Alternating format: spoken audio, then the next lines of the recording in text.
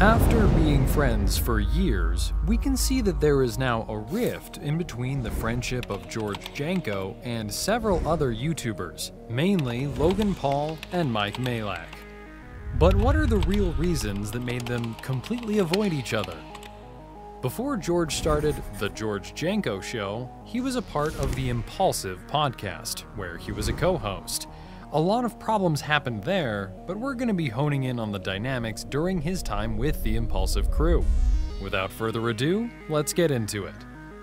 The difference between the dynamics of Logan and Mike versus Logan and George, this can be an observable factor of why they started avoiding each other. We can see the difference even just by looking at their seating arrangements.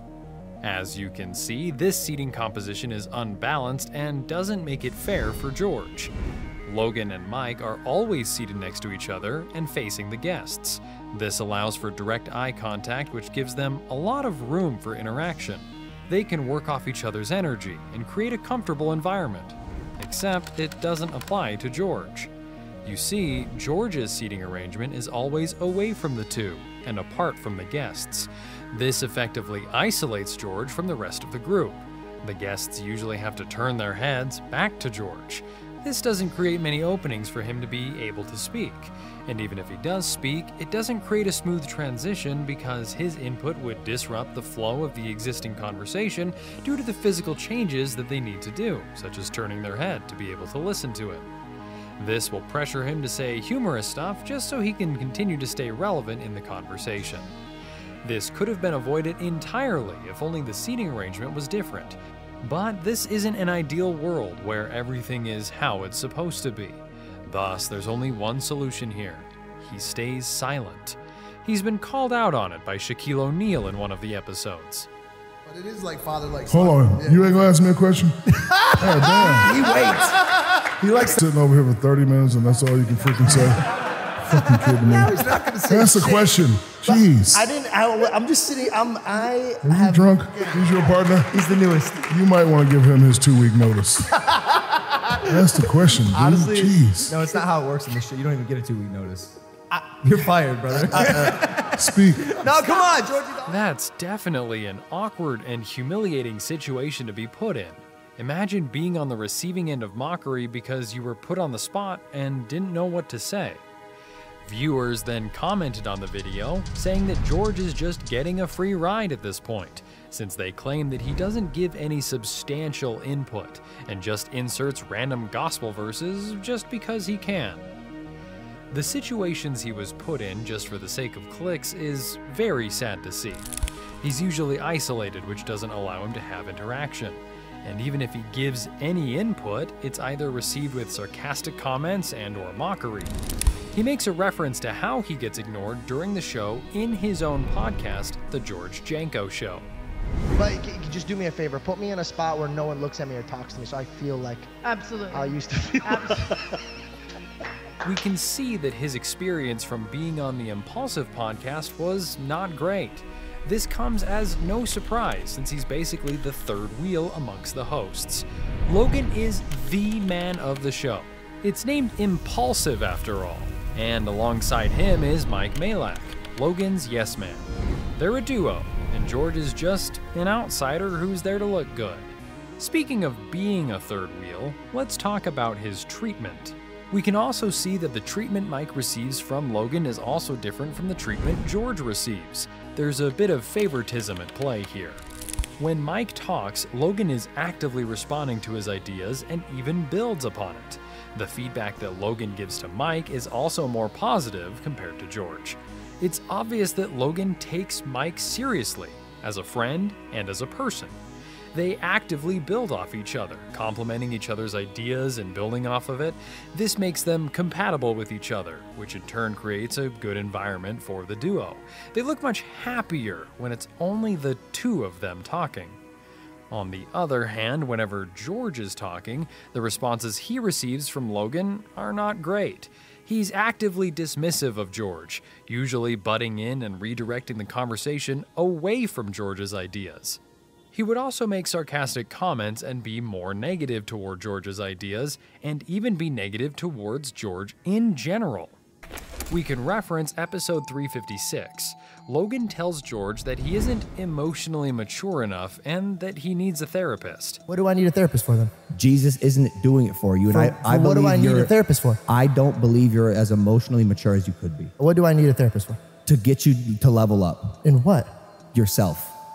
It even went so far as mockery from Logan towards George's I was Christian faith. up all night, and I texted him. I said, "More time to pray."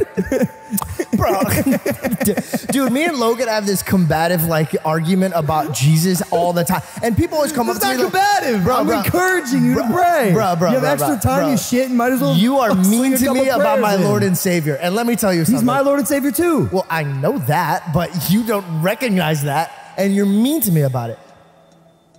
He talks about how hurt he was for Logan to mock his religion when people who despise him would still treat him better about his religion. For someone who he treats as his best friend to say that to it, it's a very low blow.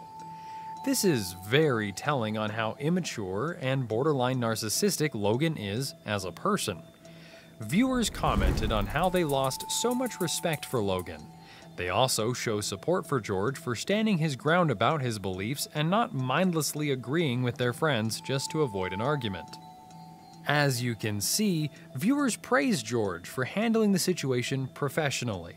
This can be seen as normal since fans often say that George is the one who always has his head on his shoulders, although Logan would certainly beg to differ.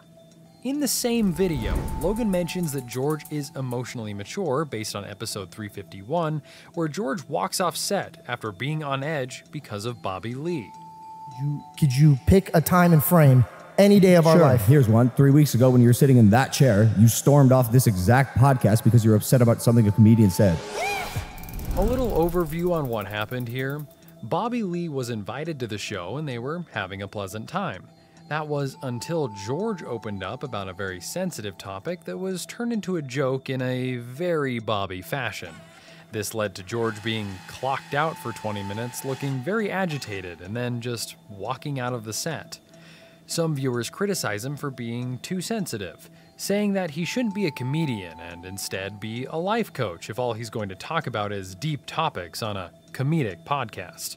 However, some viewers also empathized with George. They stated that they felt bad for George since Bobby's back was against him the whole time, which made it difficult to feel included in the conversation. One comment here really stuck out to me. It says that people often forget that even though someone is a comedian, there are still lines that you shouldn't cross. George was opening up about something very sensitive, so Bobby was way out of line for joking about it. Sure, Bobby is a well-known comedian who's famous for his dark jokes, but that doesn't give him the right to joke about something that's obviously sensitive to people who he met literally a few hours ago.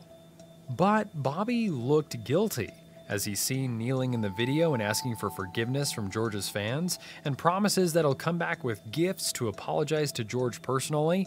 They ended up being cool about it, both sides apologizing to each other on camera. Even though they're cool, the relationship between George and the Impaulsive crew will be left permanently strained. The damage has already been done, and we'll soon see the consequences that this will lead to. George started appearing less and less on the Impaulsive Podcast and eventually going MIA, leading to the crew questioning where he disappeared to.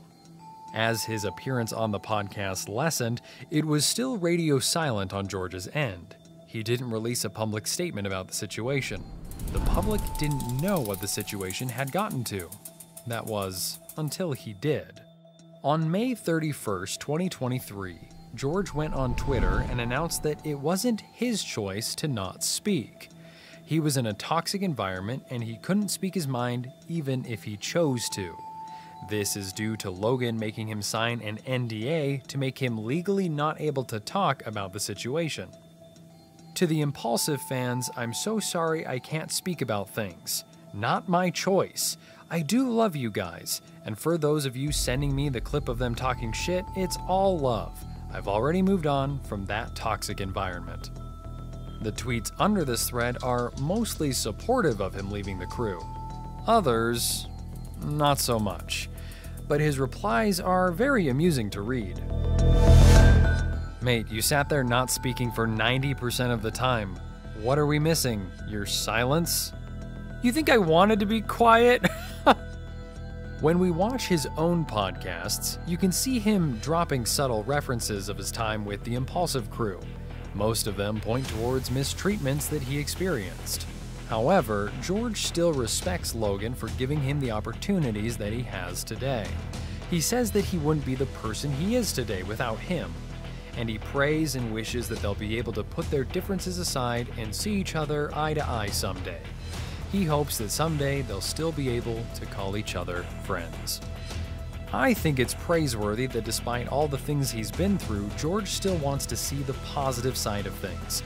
It's always lovely to see someone who sees the best in people, even though sometimes they don't really deserve it. And there you have it. That's the reason why George and the crew are avoiding each other.